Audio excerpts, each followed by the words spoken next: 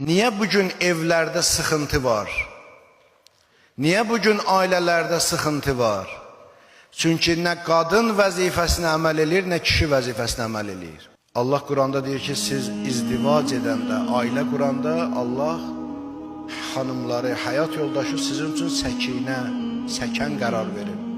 Yəni əminamanlıq, rahatlıq qərar verir. Ona görə bir evin də ev olmasından ötürü səkən vacibdir. Əminamanlıq vacibdir. Ancaq Allah orada da əminamanlığı, vəzifəni bölüb. Nə tək kişinin boynuna qoyub, nə tək qadının boynuna qoyub. Maddi tərəfdən əminamanlığı, ehtiyacı, evin ehtiyacını təmin edən kişidir, onun boynuna qoyub. O məskəni təmin eləməlidir, o ruzini, evin ruzisini gətirməlidir, o ailənin maddi ehtiyacını təmin eləməlidir. Bunu qoyub kişinin boynuna.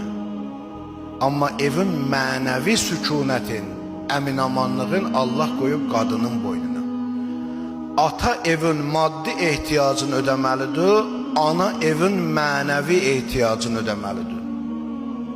O evin ruhun ana təmin eləməlidir. Nə maddi ehtiyac ödənir, nə mənəvi ehtiyac ödənilir. Nə maddi əminamanlıq bərpadır, nə mənəvi əminamanlıq bərpadır. Hər ikisi öz haqqında müqəssirdir. Ona görə problem yaranır.